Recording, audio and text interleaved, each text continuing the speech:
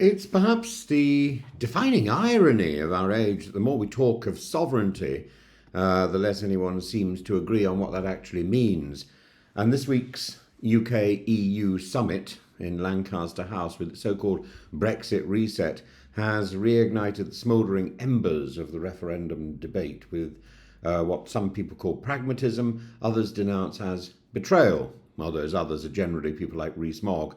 So I thought it'd be interesting to try and clarify a little about what that means, about what has happened, what has not happened, and why the sound and fury are quite so deafening.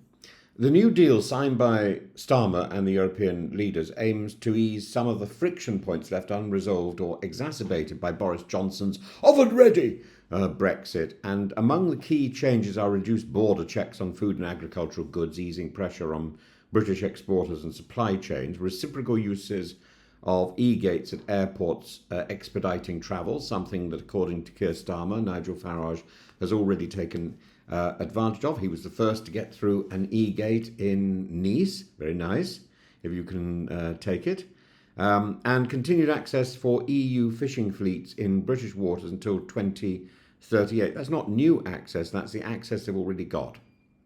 And more than that, with the depleted British fleets, maybe it's appropriate for someone to be fishing our waters. A new youth mobility scheme not yet rolled out, allowing capped and time-limited exchanges for young people from Europe to Britain, from Britain to Europe, and defence and intelligence cooperation, especially on cyber, critical infrastructure and data exchanges, which would help, of course, among other things, with the registration of migrants who may or may not have claimed asylum in Europe and been rejected. This is not about rejoining the single market, nor is it a customs union, though it might be a step in the direction in both cases, but it is a technical thawing of frosty relations. Labour calls it common sense. Starmer insists it's delivering on what the British people voted for, which is an admirably ambiguous phrase. Meanwhile, the likes of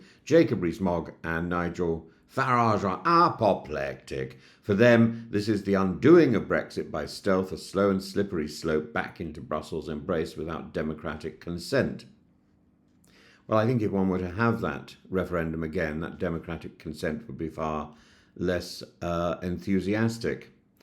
Because Brexit was never just a policy, it was a mandate, a moment, and for some, a mission.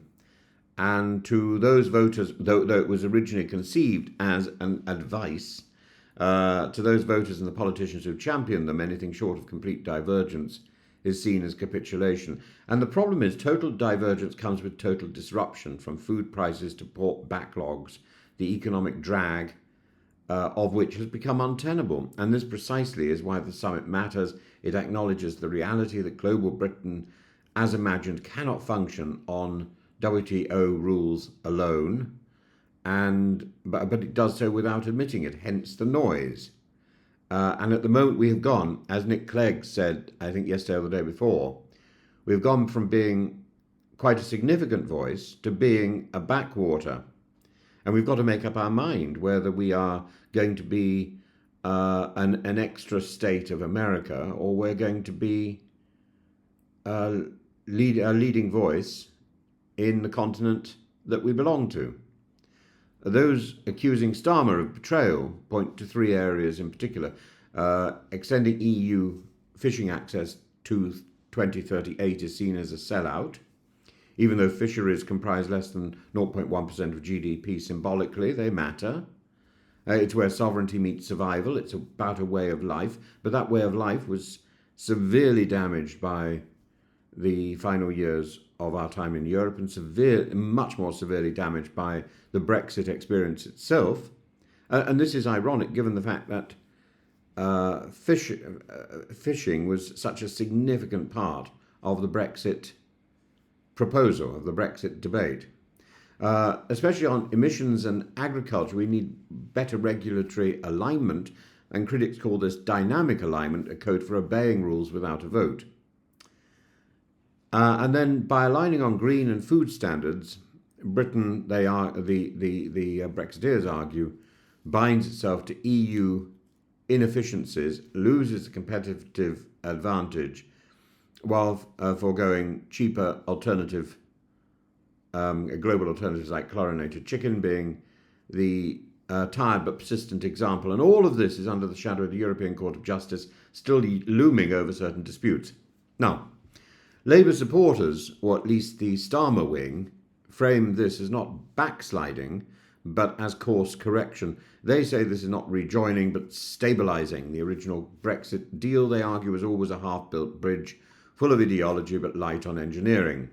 What Starmer has done is to shore it up quietly with reinforced foundations, and they also point to a broader weariness with Brexit debates. The country, Starmer says, wants competence, not confrontation, and the summit is pitched as a post-Brexit realism moment rather than a pre-Brexit regret. Nowhere is this Brexit irony clearer than in the Kent Lorry Park at Sevington, a £23 million border facility, part of the £120 million nationwide effort, built for checks that will soon no longer be required. Ozymandian monuments, one port executive called them, a tribute to a vanished dream of sovereignty backed by bureaucratic reality. Similarly, the E-Gates breakthrough turns out to be a pan-European reform that would likely have included Britain anyway. But in the PR war, symbolism matters more than substance. Ultimately, this summit is about far more than food checks and fishing quotas, though it's a parable of political dislocation.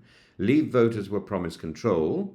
What they see now is the quiet return of rules they didn't vote for, made in places they cannot influence, and enforced by courts they cannot remove. Remain voters, on the other hand, see an admission that isolation was never going to be the solution, but they are offered no meaningful road back. And this halfway house may be all they ever get. Both camps feel misled. The deal in many ways satisfies nobody, which may be precisely why it was struck. The most interesting point made by critics such as Rees Mogg is that this agreement isn't permanent. It's not the acquis communautaire. It can be reversed, repealed or renegotiated, but only if political will and parliamentary arithmetic allow. So what we have in truth is a kind of Brexit armistice, a pause in hostilities rather than a peace treaty, and the next election may turn this truce into a phase of war or just possibly into something that looks like reconciliation. Whether you call it a betrayal, a necessity, or an overdue bit of auditing, the Brexit reset is significant not only for what it changes, but for what it reveals, the chasm between political narrative and government necessity. We have left the European Union, but we have not left the gravitational pull of geography, economy, and shared destiny. And in the end, even Brexit cannot repeal the laws of reality, the laws of commerce, the laws of proximity.